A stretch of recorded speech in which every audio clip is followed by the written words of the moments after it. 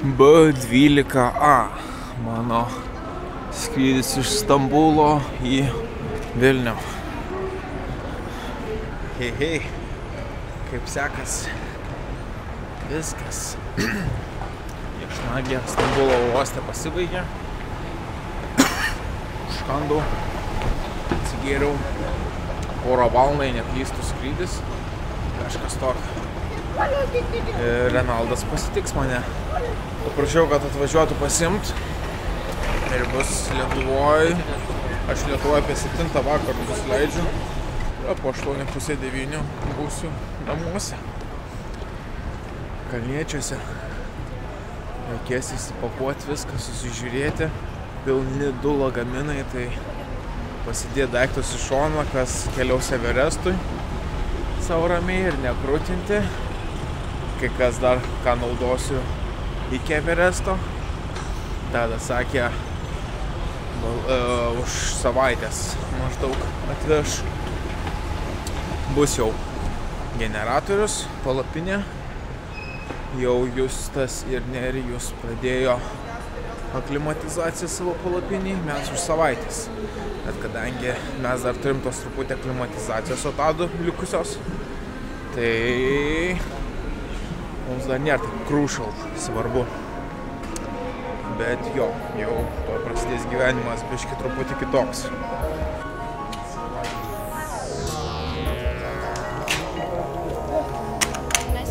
Thanks. Açıyorum.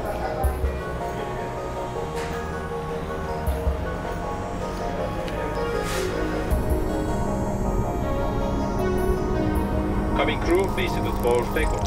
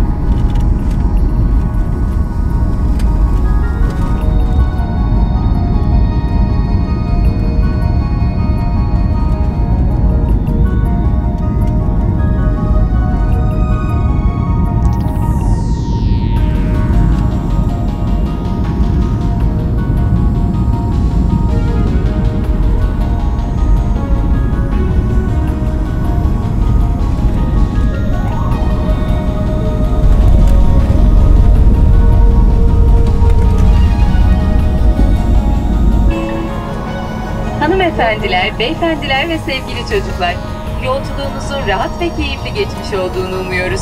Emniyetiniz için kemer ikaz ışıkları sönünceye kadar lütfen yerinizde kalınız. Kemerinizi bağlı tutunuz ve başüstü dolaplarını açmayınız. Nu, ir mano juodas gražuolis atkeliauja. O, ir didysis atkeliauja. Tas, už kurį susimokėjau pinigų ir viršiau 6 kilogramus. Tai netoli 30 kg čia juda.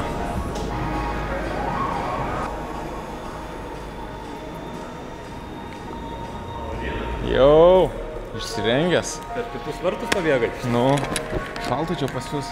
Jamba, čilimas, kaip tik, žinau, grįžti. Savaitgalį plus 12. Tai savaitgalį, bet dabar. Kokie 5 laipsniai. 5 laipsniai, nu. Važiuojam? Važiuojam.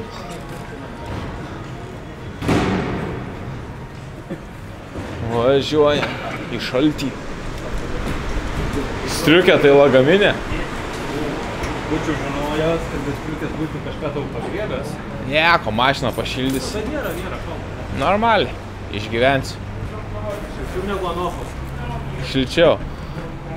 Jo, praskridau Europą, tai visur cepelininis dangus. Apsitraukia visur. Ten spalvota, saulutė. Tai kaip tik savaitgalį ir Kaziuko mugė, ne? Jo. Čia išeina kovo 8 moterį diena, dėl kaziuko mugės tai nežinau. Jo, man atrodo savaitgalį šį Vilniui ateinantį, o paskutinį savaitgalį Kaune. Man atrodo taip. Čilės. Įkopiau. Jo. Čia baktelis. Matau. Ir aš tada nueisiu sumokėsiu, nes aš atvariu ant 7, buvo... Jo, matai. Bagažas, ne? Pradėjo leistis. Vėl pradėjo kilt. Ai, nu. Tai dar sudegino 15 minučių, kol apsisuko ir vėl leidosi. Man taip nėra, niekad nėra buvę, žinai, sako, tipo, dėl oro sąlygų bandom antrą kartą. Okay. Čia šiaip šiandieną jo buvo kažkur, kada iki 20 metrų per sekundę vėjo gūsiai gali būti. Tai gal dėl... Tai aš taip, žinai, žiūriu, o jau, žinai, šitas sniego ta arena, kalnas, žmonės lydinėjo, Liepkalnis, tuoj pasieks jau, žinai, taką. Žiūriu, kylam, galvoju, pasnausiu dar. Neapsikroviau. Taip šitą dėdam į bagažinę, o ten galinė sėdynė. Gerai. Už šitą permokėjau. Už ką? Už svorį. Čia 29. Okay. Jo, o šiaip 23. Tai ir vis ir paskaičiavo pilną, ne? Svorio. Nesvarbu, kiek viršį. Mokė tą patį. Supratau. Bautkiausia dar nepardavėjai. Nežinau, sužinosi rydieną. Ar rasi vietą, ar nerasi? Nu, galiu ir nerasti bautkiausia. Testuosim. Čia tiltais prisistatė į Kauniuką. Atrodo ir senai ir vakar važiuota čia nais.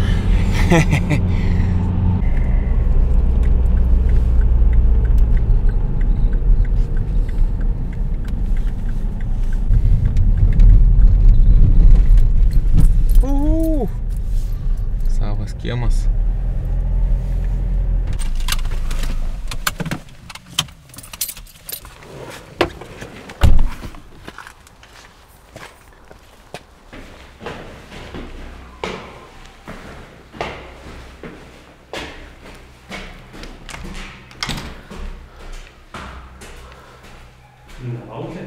Nu, net nelaukia.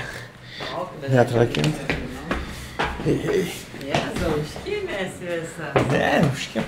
Žiūs, bro. Labas, nu. Sveikas gyvas, nu. Sveikas. Nu, sveikas. Tai aišku. Gerai. Nu, labas, Renaldai, nu kaip tu gyvas? Vėl barzdauginiai? Truputuką. Bomžariška. Taip. Sakei, 9 panašiai. Nu. Gerai, viskas tvarkingai kaip problema. Jo! Ne, šiaip leidosi lėktuvas ir vėl pakilo. Suko ratą per 15 minučių ir vėl leidosi. Oras. Nu, tipo, vėjas. Labai vėjas šiandien, tai žiauriai. Jėzus, lapus taršo, tai Tie gūsiai tokie. Nu, jos, kaip šalta šiandien. Nu, tai kur čia pavasaris aš čia? Du atsoko laukiau. Vakar geriau biškai, nu, šiandien jau šiandien vėjas. Nu, dar didesnis paskui. į Helovyną čia atskridau. Rugsėjai. Jo. Viskas gerai. Pakuosius. Jo, susimokėjau už viršsvorį. $80. 6 kilai plus. Nebuvo jau. Nu kur aš ten? 6 kilai, žinai, čia ne tai, kad būtų 6 kilai hanteliukas, tai įsimeti kuprinį, o ten tūrio. O čia pilnas, ne? Čia tvarkingas 23. Tai dvi opcijos, arba išmėtau po 3 kg plus ir moku už kiekvieną po 80. Arba permetu į vieną, o kitas tvarkingai. O šitas ir pilna kuprinė, kaip priklauso. Šito tai nesveria rankinio. Bet šiaip 8 kilai turėtų būti. Ką, tai aš lėksiu. Lėksi. Tu pakokius jau. Daug, tai daužo ragelį. Į ką užsuksiu. Tai pasiskambinam jau, ką ryt pasimatom, gal papetausim. Ryt po ryt. Jo, gerai. Okay, gerą vakarą. Tvarkelę. Čiau, dėkui. Nu, iki.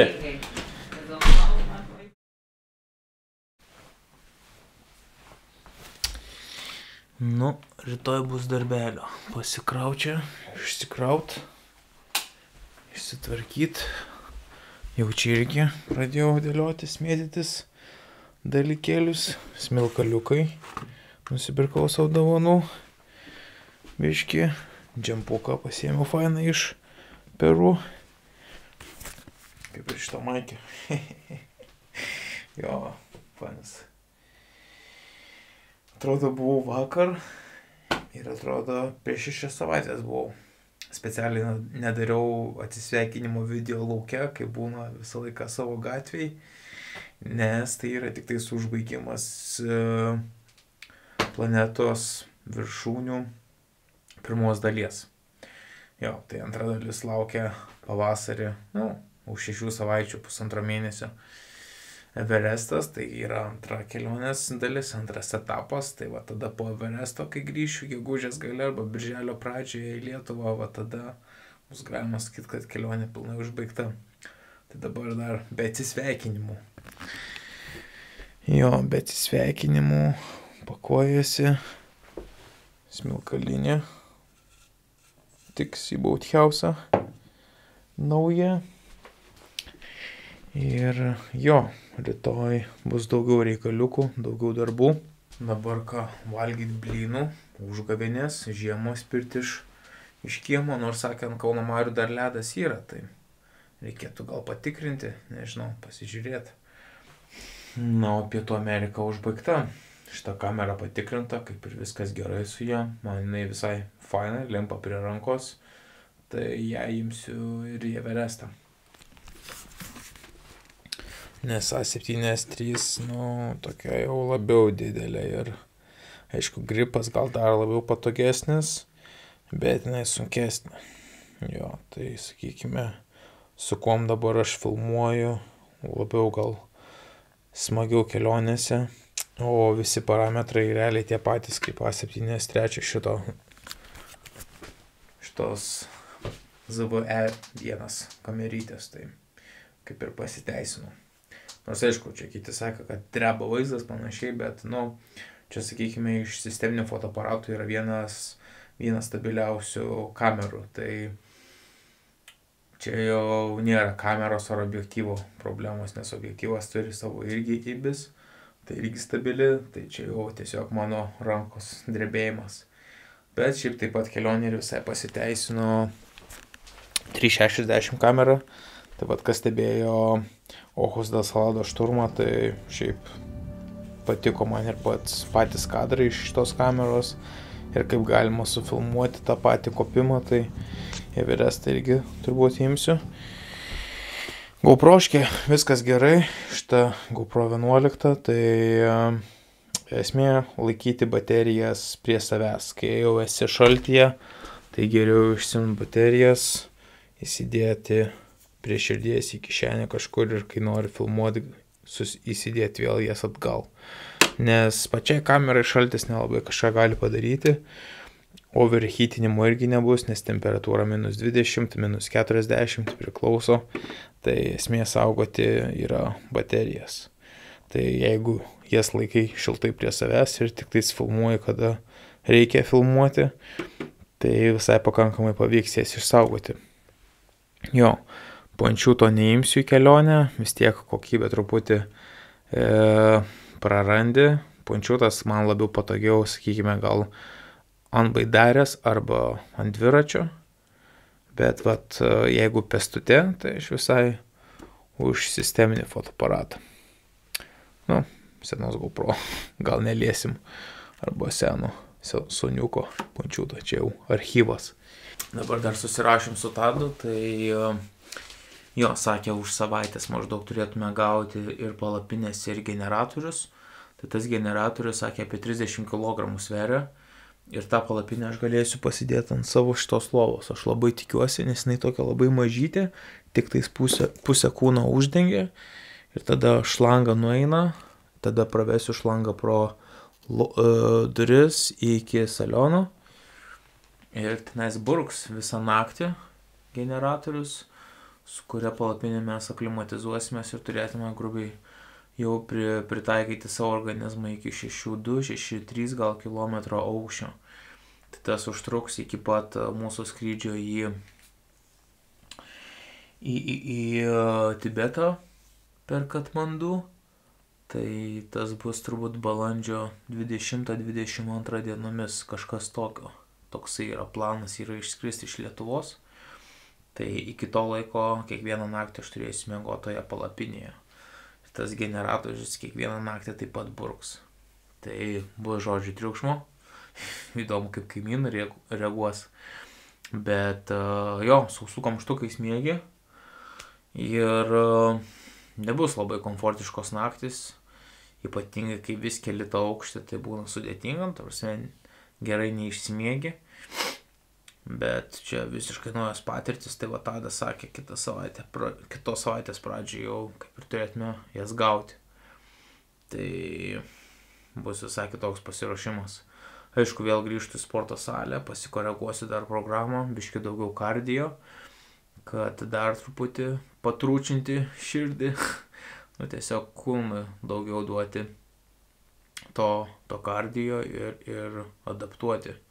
Nes jėgos, jos truputį reikia, raumenų masės man nereikia, pagal jau mano sudėjimą man geriau būtų, naudingiau būti dar labiau kūdesniam, nes kuo daugiau raumenų, tuo daugiau tavo organizmas reikalauja, tavo raumenys reikalauja deguonies.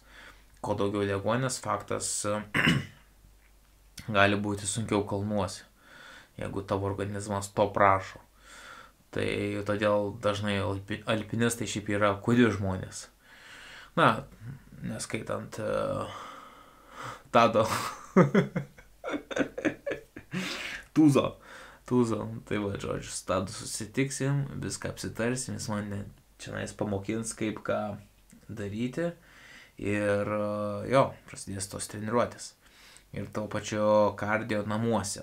Tai reikės dar nuo to generatoriaus pasijungti kaukę ant veido ir ar tai bėgioti, ar pritupimus daryti, žodžiu, duoti kūnui krūvio, kad pakelt pulsą ir laikyti tą pulsą.